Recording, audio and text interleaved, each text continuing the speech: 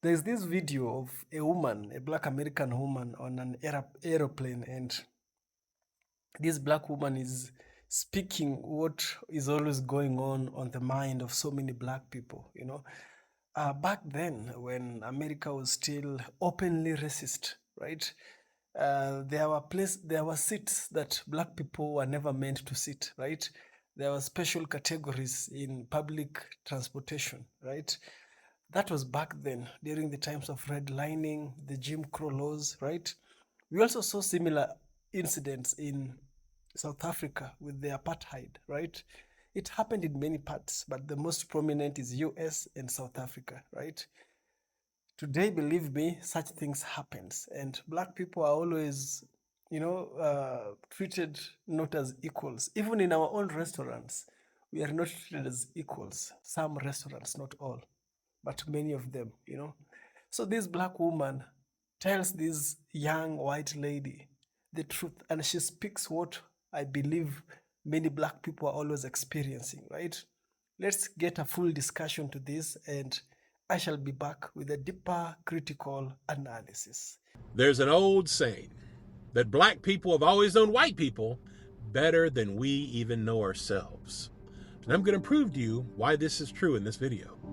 Number one, the reason my words have always triggered white America is because I've done what most white folks are too terrified to do. I simply put the myth down. I walked away from the racial lies and the narcissistic narratives we were fed from birth. I stopped buying into the delusion that our comfort is the only reality that matters.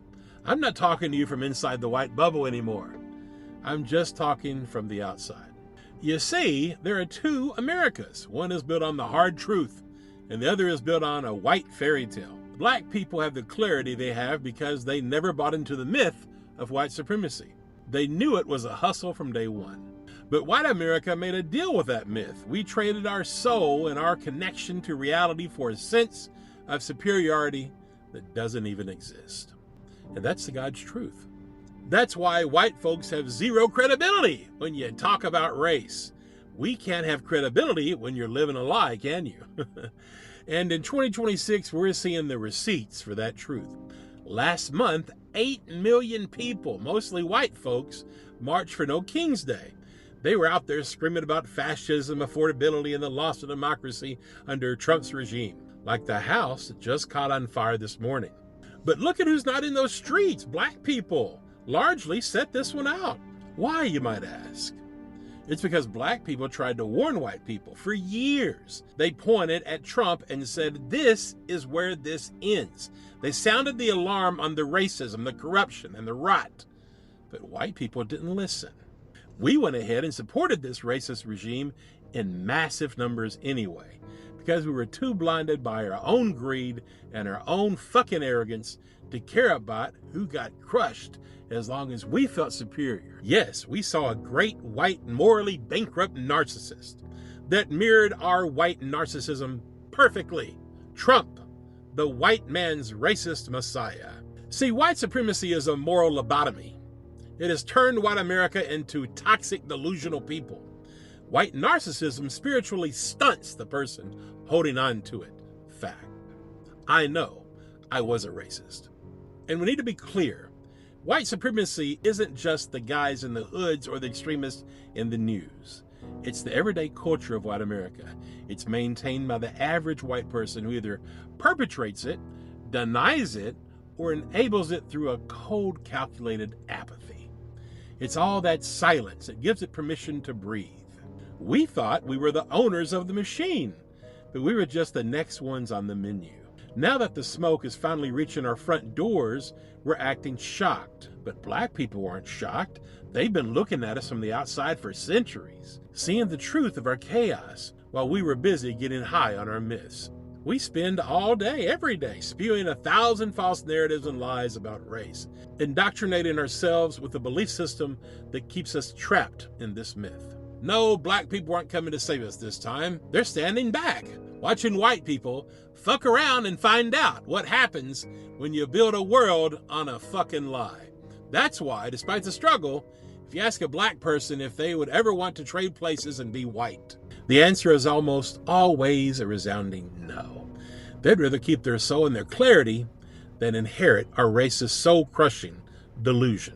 Because at the end of the day, black people have always known white people better than we have ever dared to know ourselves. They've always understood that white supremacy was never just about power. It was a form of enslavement for the white man. And ultimately, it is our destruction. So white America, I'm going to leave you with this. James Baldwin told us, not everything that is faced can be changed, but nothing can be changed until it's fucking faced. Black people know more about white people than white people know about themselves. As a white South African who grew up during apartheid, the first time I ever heard this phrase, instinctively, I knew it was true. But intellectually, I couldn't have told you why. It took me years of reading and thinking and researching and listening to be able to come here today and tell you that I finally understand what this means. During apartheid, white South Africans controlled all of the natural resources of South Africa. We controlled the gold, the diamonds, the platinum, the farmland. But there was one natural resource that black South Africans had in abundance, and that resource was the truth. Particularly the truth about white South Africans. You see, as a racist in apartheid South Africa, you had to constantly be tying yourself up in cognitive dissonance. So we believed that black people were lazy, that they didn't want to do any work, they just wanted to lie around all day. But who did we force to dig the mines, drive the buses, deliver the post, build the houses? It was black people. We believed that black people were dirty. They didn't like to shower. They didn't wash their hands after they went to the toilet. But who did we get to clean our houses? It was black people. We thought that black people were unreliable. They couldn't be trusted. They would steal. They would lie. But who did we get to look after our children unsupervised? It was black people. You see, racism means that white South Africans could treat black South Africans however they needed to at any particular moment. One moment, you would be the adult and the black person would be the child. You would call the 50-year-old man who mowed your lawn a garden boy, even if he had grandchildren. And then the next moment, you would be the child and a black woman would be making your bed, preparing your dinner, even comforting you when you were in emotional distress. The black American sociologist W.E.B. Du Bois talks about what he calls double consciousness. This is what he wrote. It is a peculiar sensation, this double consciousness, this sense of always looking at oneself through the eyes of others, of measuring one's soul by the tape of a world that looks on in amused contempt and pity. One ever feels this two-ness, an American, a Negro, two souls, two thoughts, two unreconciled strivings, two warring ideals in one dark body. This is a painful way to think about a person's psyche, but this kind of damage, this split where a person has to be acting one way, thinking another way, I believe this originates inside the racist and is then transmitted into the black body. Because a white racist has to be able to believe that I am a good person even though I treat others badly. I am a Christian even though I treat others in an unchristian way. And I bring about peace through violence and war. I still have a long way to go in my journey. The thing about racism, especially when you experience it as a small child, is that it becomes a part of your fabric and it can take years, decades even, to unpick and unravel it. If you want to join me on my journey, please drop me a follow. I've just had to restart my channel here on TikTok, and I would love to be joined by as many passionate anti-racists as possible. It's only by talking about racism, by taking it apart and understanding it in its entirety, that we can ever have any hope of moving past it. And what the elite knew was that the end of slavery would instantly release 4 million people into the economy who had been kept uneducated and effectively unemployable. And what they were concerned about was that this was going to bankrupt the American economy. Taxes were going to go through the roof to take care of these people. Crime was going to be rampant. The prisons were going to be flooded. There was going to be this population overrun. The other fear that these people had was intermarriage between blacks and whites would lead to a loss of racial purity. The question was, what were they going to do about it? And their initial thought was that they would just send all the slaves back to Africa. This plan was called colonization. But in the end, colonization proved to be unworkable, and the idea was eventually scrapped. But about that same time, a new philosophy was emerging in the world. It was called eugenics. And for some, it seemed like the perfect solution to what had become known as the Negro dilemma. This woman just said, if the trauma of slavery lives in the epigenetics of Black people, she's a Black woman, then doesn't the evil of slave owning live in the epigenetics of white people? And I would argue yes. My family, my heritage, I am Irish Mexican and a little bit of Germanic, but I also learned at my family reunion last year with our second cousins. Our oldest relative came over on the Mayflower and had a slave with him. Now, my grandmother married my grandpa, her being some mud of whiteness, and my grandfather being deep native Mexican. Her father was vindictively racist. His name was also Camillus, which is the most comically evil name I've ever heard. But she always says that her father's mother was the actual devil, and that we are breeding the evil out of us. And I actually feel it. I feel like a vindictive cruelty in my own mouth sometimes. I know words I could use to dismantle people, and I've learned to stop that impulse, but it only got easier when I stopped hating myself and falling in love with life and falling in love with the beauty of nature. But I think a lot of people, because they refuse to acknowledge that cruelty innate to their genetic makeup, they'll never escape it, and they will never make the conscious effort to breed it out of them. And obviously, like, I'm not saying you have to marry a person of color as a white person to, like, clean up the bloodline and the genetics. I'm saying you have to do a lot of deep and intentional work on yourself. You have to find that vein of malice and cut it at the root and suture it shut. And white people in America, stop correcting Black people when they speak. You consider trying to correct bad grammar is actually you trying to correct culture. African American Vernacular English, or Ebonics, isn't slang. Actually a language variety that was created during the times of slavery. A natural blend of West African language and English dialect, which created a language exclusive to Black Americans. And it's not yours to appropriate. It's not yours to normalize so that other non-Black people will accept the language and not label it ghetto anymore. When white people see Black people do things within their culture that they can't relate to or they can't understand, it's immediately labeled ghetto. Instead of just saying, oh, this is different, this is a part of their culture, it automatically has to be negative. You automatically feel the need to fix it, to correct it. Let me give you some examples of Ebonics. I don't know nothing. Yeah, he's finna go there. I asked, did he go there? Phrases that you do not need to be correcting. You don't need to be correcting anybody, okay? You need to not be uncultured. You need to understand that other cultures do things differently than you, and that doesn't make it bad. You need to get rid of that superiority complex. The same thing with hairstyles. And you shouldn't be appropriating Black people's hairstyles or any other culture's hairstyles that are different than your own, because these hairstyles are often seen in a negative light by white people. Their employers won't even hire you, or they'll make you change your hair. But the second a white person does it, it's, oh, your hair's so beautiful. Now it's accepted, right? Anytime Black people do anything within their culture, it is demonized. Stop trying to correct culture. Stop with the word ghetto, because we all know that you only use it for a very specific type of person. Get rid of that nasty word from your vocabulary.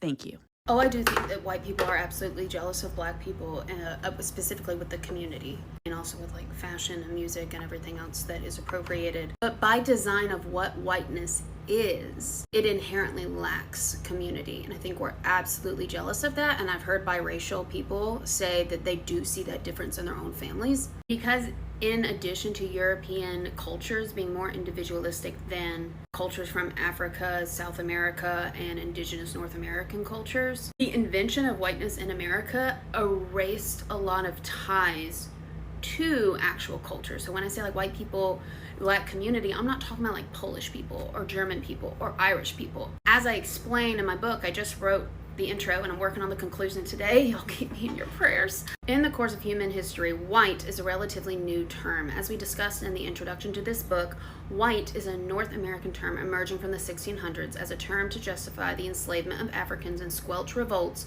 from poor Europeans and indentured servants. Before this term, Europeans would identify with their nationalities. The Irish, Italians, Germans, French are all very different cultures. Thus, there is not the same communal tie to whiteness as there is for people from other communities. Further, since white was created to be a divider, a separator, it is not a happy identity. It is not something people want to admit they relate to. It doesn't have a rich, healthy history. Speaking as a white American who has conducted national level research on white Americans, we tend to say things like we have German, Irish, Italian, etc. ancestry, even if we have never been to those places. This is because all white Americans have ties to immigration, and because these identities are actual cultures, they do not have roots only in oppression. Now, we know who started colonization, right? So this is the book I'm trying to finish by Monday and send to the editor. There's a free chapter in my bio if you're interested on one of the unwritten rules of work. The book is predominantly about class, but I talk about 3 other identities that you can't talk about class without talking about. Hey beautiful people, this is part 2 of how eugenics was used to breed out black blood. This episode is called The Stolen Generation. Check out part 1 if you haven't already. I've created a public playlist organizing all my videos so you can find that there. The Stolen Generation refers to the practice of forcibly moving Australian Aboriginal children from their families between 1869 and 1970. At least 100,000 Aboriginal children were forcibly removed or taken under duress from their families by police or welfare officers between 1910 and 1970. Aboriginal people were denied basic rights of citizenship. They couldn't vote and they had no say at all over the laws that govern their lives. Indigenous Australians were not even counted in the census. This was an act of genocide, all in the name of it. The black population was defined as full blood, half caste, and so on. This 1936 Act from Western Australia defines a so-called quadroon, a person of only 1/4 Aboriginal blood. Racial theorists from the 19th century and right into the 20th believed that so-called black stock would weaken over time. Each generation, they said, would become successively more European, and eventually they'd be absorbed altogether, taking Aboriginal children from their families. Encouraging the lightest to marry into white communities was the way it was thought to blend together white and black and breed the colour out of them. Assimilation, as eugenicists came to call it, was a program of social and biological engineering. Basically, you either had to be black or white. You couldn't be brown or in the middle. So they would consider you in the middle and you would have been taken. Not kidding. Up until 1970s, by law, any Indigenous child who looked like he or she had any amount of white ancestry in them could be snatched from their families and forcibly assimilated into white society. My grandfather, my mum's father, he was part of the stolen generation. He was really young, taken out. How old was he? Maybe a year old when he was taken. Oh, wow. So he never knew his real family. He knew, because when he was taken from the front yard of where they lived. Wait, what? He was in the front yard and somebody just pulled up and took him? Yeah, policemen or rangers would come, pull up, just grab these half-coloured kids or coloured kids and then chuck them in the truck and then take them. As a little boy was being forced into the back of a truck, his aunt, a young child herself, sacrificed her own freedom so he wouldn't be alone. When she heard the commotion of him crying and screaming, she ran and voluntarily just jumped on. Light-skinned children were often adopted by European families, while darker-skinned children, like Deanne's grandfather, were sent to missionary camps. Most of the missions were based on islands, so and they'd take you, send you away, let you grow up there in a mission and learn about, the Catholic side of it and a European way. You'd learn English and then... Try to make you forget your family? Yeah. You never got to see them, or...? Yeah, you never ever got to see them. There was no such thing as visiting hours. He spent the rest of it on the island until he was like 18, 19. When he came off, he knew... 18 or 19 years old on basically a prison. Yeah, on an island. Just for being born? Yeah, just for being born light. At Moore River, Aboriginal children were told to live and think like whites, learn the virtues of industry and frugality, adopt the trappings of respectability, but never act above their station. So-called uppity blacks were what the managers couldn't stand. Aboriginal people who assumed equality with white men. You could escape life under the Act, as Aboriginal people called it. Exemption certificates were granted to Aboriginal people who proved themselves law-abiding and industrious, who achieved acceptance in wider white society, who agreed not to consort with other Aboriginal people. But the privileges of white citizenship were only extended to those prepared to repudiate their Aboriginality. Most Indigenous people held the exemption clauses in contempt. The dog licence, they called it. The reason why many people are aware of this happening in Australia due to the film The Rabbit Proof Fence, which is one of the most mind-opening films I have seen in my life. It's also based on a true story. And you wonder why majority of black people around the world have to start from scratch. Our history had been destroyed, rewritten, or whitewashed to the point we can't even trace back our bloodlines. Many of us have a lot of self-hate or hate for each other due to being brainwashed with ideas like this. Our countries were taken and opportunities were withheld. Some of our ancestors would work for years and never receive anything. Imagine how that would affect future generations to come. So you tell me, this is plainly what black people experience. Tell me, I myself, I have been in a restaurant and I have seen white people being treated way better, being listened to, the soft voice and this and that, and people are on their best behaviors. And believe me, we are on the same restaurant. I was treated poorly and badly. They didn't want to consider that I was one of them, right? They didn't want to consider that. And I can tell that what was happening in that hotel, as per my experience, is brainwash. And when someone has colonized you for so long and you've lived your whole life knowing that you are not special, knowing that you are below, you start liking that person who is oppressing you, right? You start developing feelings.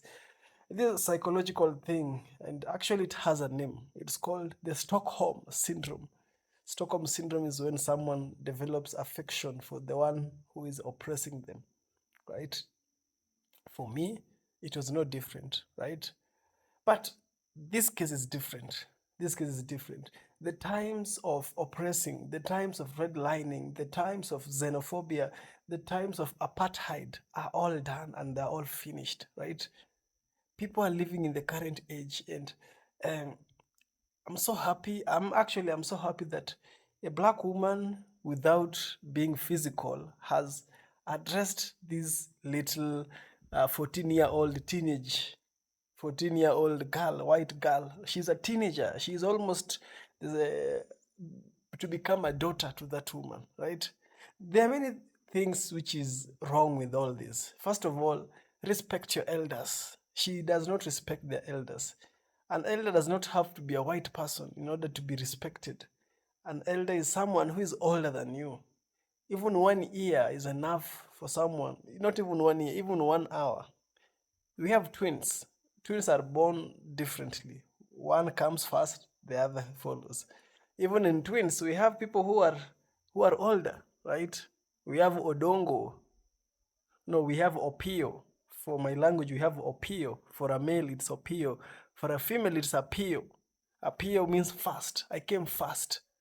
Then we have Odongo for male. And then for women, we have Adongo. Adongo means, or Odongo means left behind. So she was left behind and Apio came first, right?